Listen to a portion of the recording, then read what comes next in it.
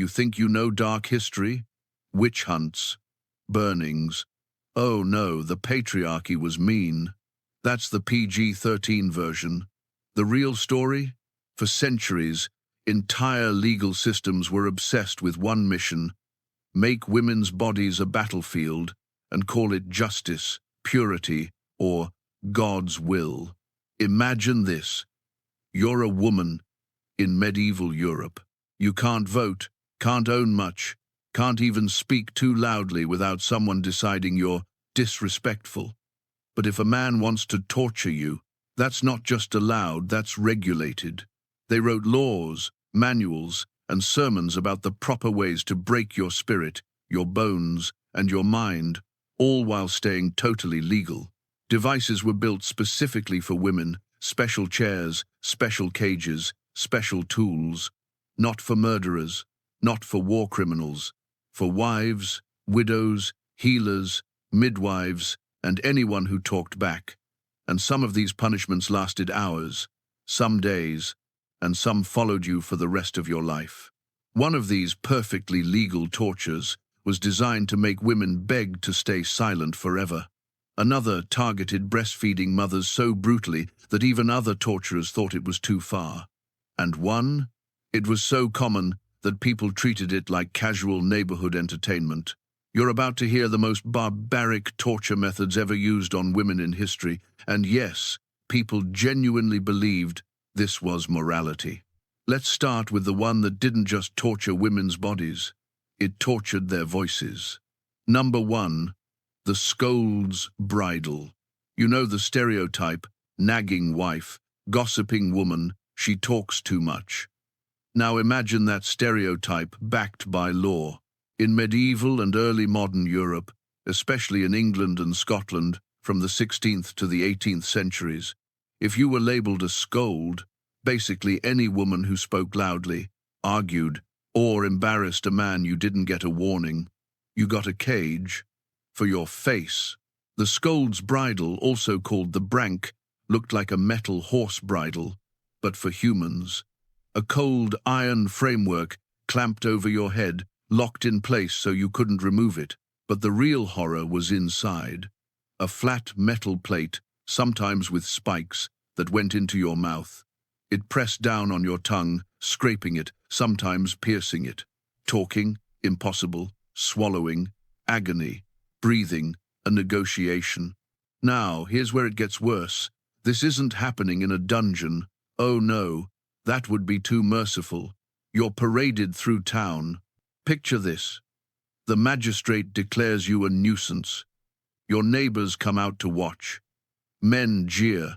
Women turn their faces away, a few in disgust, most in fear, because they know that could be them.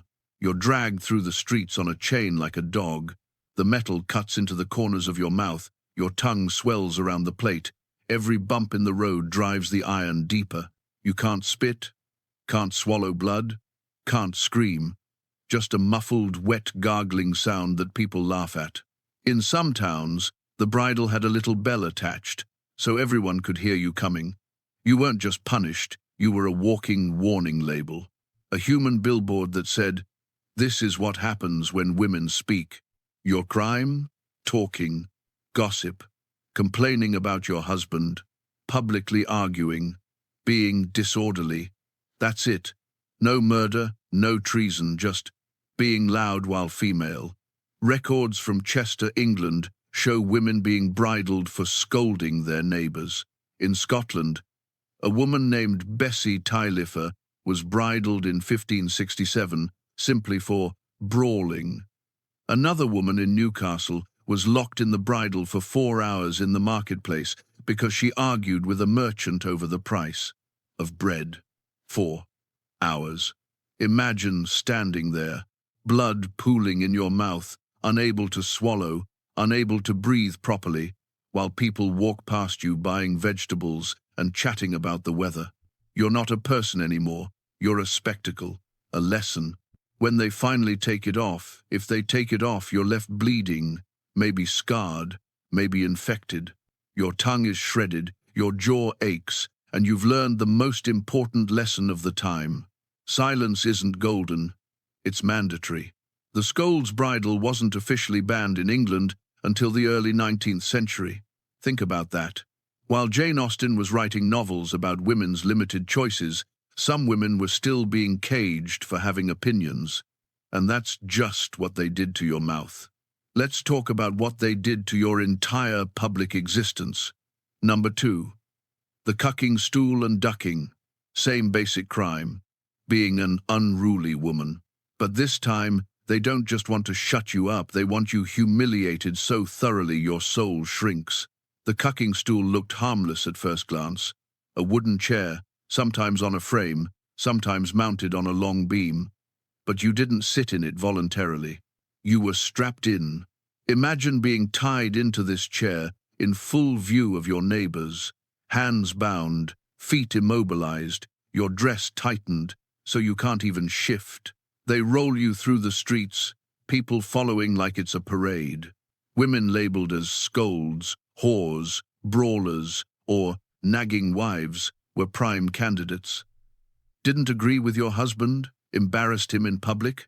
Refused to be quiet? To the stool. In some towns, they took it further. The ducking version. You're wheeled out to a river or pond, the chair mounted on a long beam or platform. The crowd gathers. Children, old men, priests. It's entertainment, it's moral instruction, it's justice. They swing the beam. You crash into the water. Ice cold, dark. Your dress balloons around you, dragging you under. You can't swim, your arms are pinned, your legs bound. Your lungs scream for air. You kick and twist, but the chair holds you in place like a wooden coffin. Above you, muffled through the water, you hear them laughing.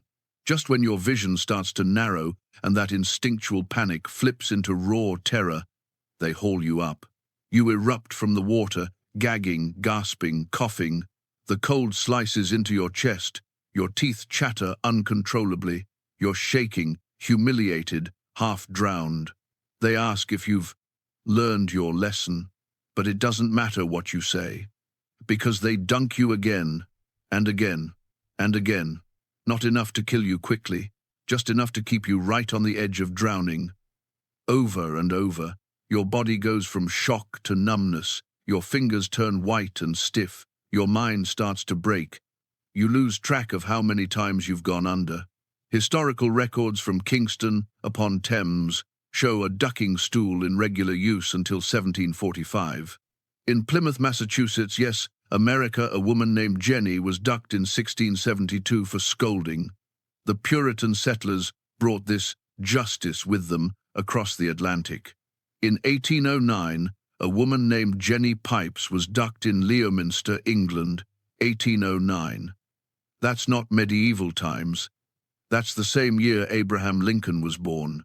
This was legal, ordered by magistrates, recommended as a moral corrective. It wasn't about justice. It was about sending a message.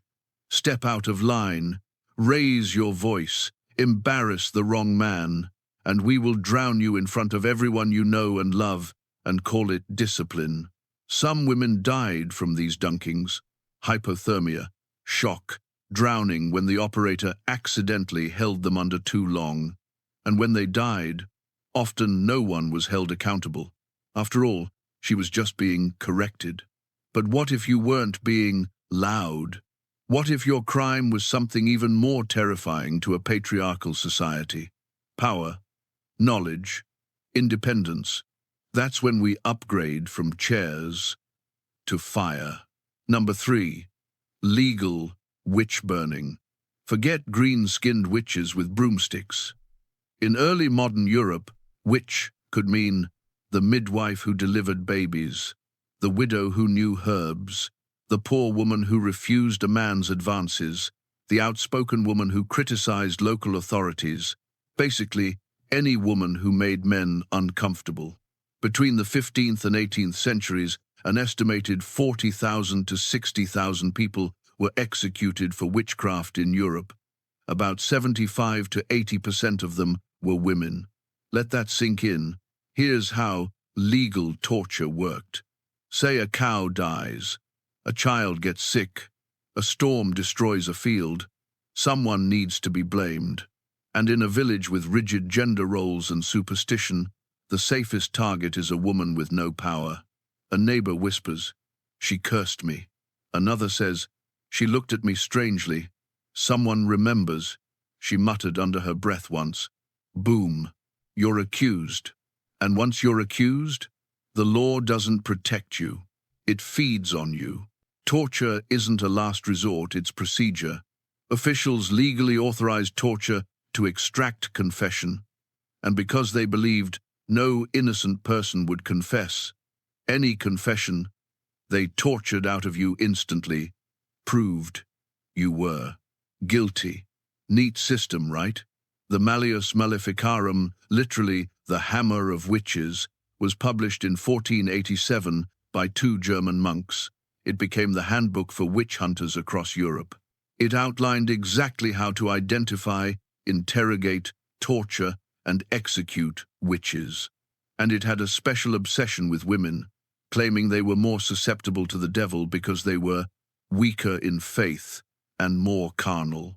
This book went through 28 editions by 1600. It was a bestseller. A torture manual was a bestseller.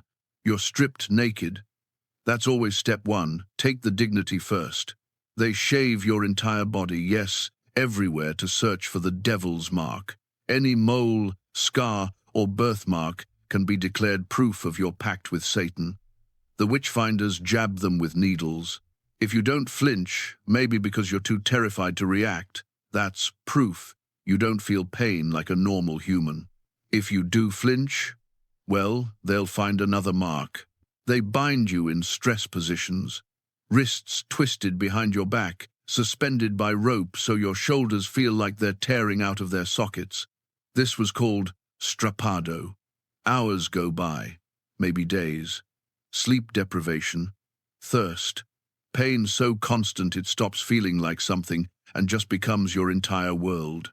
In some regions, they used thumbscrews, metal vices that slowly crushed your fingers and toes. In others, the rack, stretching your body until joints dislocated and ligaments tore. They question you relentlessly. Who did you meet with? What spells did you cast? Which women helped you? They don't want the truth. They want names. Because here's the truly diabolical part. Once you confess, they demand you name your accomplices. So you, in your agony, might name other women just to make it stop. And then, those women are arrested, tortured, and forced to name more women. It's a pyramid scheme of pain. Eventually, the line between reality and hallucination blurs. You'll say anything just to make it stop. You confess to flying, to dancing with demons, to killing livestock with a look. That confession is written down, signed, stamped. Now it's official. You're guilty. Legally. Sentence? Burning. You're led to the stake. People gather, the same people who bought eggs from you last week or asked you to watch their children now stand there, gripping their shawls, watching the show. They tie you to a post surrounded by wood, straw, and pitch. Your feet are blistered, your joints wrecked, your mind barely hanging on. A priest offers you a chance to repent. As if you did any of this. The fire is lit. It licks at your feet first. The pain is beyond anything physical. It sears into your brain, your breath, your last shreds of sanity. You try to scream, but smoke scorches your throat. Your clothes ignite. Your skin cracks, peels, melts. Sometimes, if the executioner is merciful, they strangle you first or throw gunpowder around your neck so the heat explodes it and kills you faster. Sometimes they don't bother. They want the crowd to see what happens to women who know too much, say too much, live too much. In Bamberg, Germany, between 1626 and 1631, over 600 people were burned as witches. In the small town of Würzburg, 900 people were executed in similar witch trials. Entire communities were decimated. One of the most heartbreaking cases is that of Anna Goldie, executed in Switzerland in 1782. Yes, 1782. just 7 years before the French Revolution. She was a maidservant accused of bewitching her employer's child. She was tortured, confessed, and beheaded. She's considered the last legal execution for witchcraft in Europe, and if you think witch burning was the worst thing that could happen to a woman, some punishments didn't end at death. Some started way before it, and they targeted the very essence of what made you female. Number 4. The breast ripper and iron pear. Trigger warning. This is where it gets truly surgical. In parts of Europe, certain devices were specifically designed to target female anatomy, breasts, womb, vagina. Because what's more terrifying to a patriarchal system than a woman's body? That they don't control. If you were accused of immorality, adultery, infanticide, heresy, or sometimes just tempting men, authorities didn't just punish you. They tried to erase the parts of you they blamed. The breast ripper, also known as the iron spider, did exactly what it sounds like. Picture 4 or more metal claws, curved like talons, sharpened to wicked points, sometimes mounted on a handle, sometimes fixed to a wall, heated until they glowed red. You're restrained. Again, stripped naked, because humiliation is always half the point. They clamp the claws around one of your breasts, and then they pull. Slowly, the metal rips through skin, through tissue, blood sprays, flesh tears. There's no surgical precision. This isn't medicine. This is rage turned into metal. Sometimes the breast is torn clean off. Sometimes it's left hanging in ragged strips. You're not supposed to survive. If you do, you're disfigured forever. Every glance in a polished surface, every move of your arm will remind you exactly what they took and why. Because your body didn't obey their rules. This device was used particularly on women accused of adultery, abortion, or heresy. In some cases, it was used on women who had seduced men, even if those men were the ones who initiated. The woman's body was always the crime scene, never the man's desire. One documented case from Bavaria describes a woman accused of having an affair with a priest. She was subjected to the breast ripper before being burned. The priest transferred to another parish. Now, the iron pear, or pear of anguish, took things inside. It looked like a metal fruit with petals that could be cranked open. The device was inserted into a woman's vagina, or sometimes mouth or rectum, depending on the crime. Once inside, the executioner turned a screw. The petals opened outward, stretching, tearing, rupturing internal tissue. Legally, this could be used on women accused of abortion, infanticide, or blasphemy. Often, no proof, just accusations. It didn't kill instantly. That would be merciful. It caused massive internal damage, bleeding, infection. Women could die slowly, in agony, over days. And remember, these weren't rogue sadists in a basement. These devices were crafted by blacksmiths, purchased by town councils, used with legal authority. There are surviving examples in museums across Europe, the Museum of Torture in Amsterdam, the Medieval Crime Museum in Rothenburg, Germany. You can go see them, touch the metal, imagine the screams. Societies looked at women and decided, if her body breaks the rules, break her body. If her voice is too loud, cage her tongue. If her knowledge scares us, burn her alive. And all of that still isn't the darkest part, because some torture was baked into everyday life. It looked like shame, it felt like social death, but it was absolutely, undeniably, torture. Number 5, public shaming and legalized lifetime punishment. Not every barbaric method left you dead. Some were designed to leave you alive but unlivable. In many European cities, women convicted of prostitution, adultery, or lewd behavior could be sentenced to public whipping, stripped to the waist, tied to a post, whipped until the skin on their back ripped open, not in a dungeon, in the town square. People watched. Some cheered. Others looked away but didn't intervene. The whip, often a cato, 9 tails with multiple leather strands, sometimes tipped with metal, would tear through flesh with each strike. 10 lashes, 20, 50. The number varied by region and crime, but the result was the same. Your back became a canvas of blood and exposed muscle. In 17th century London, women convicted of prostitution could receive up to 39 lashes. In colonial America, the same. Records from Boston in 1656 show a woman named Anne Hibbins, widow of a wealthy merchant, publicly whipped for witchcraft before being hanged.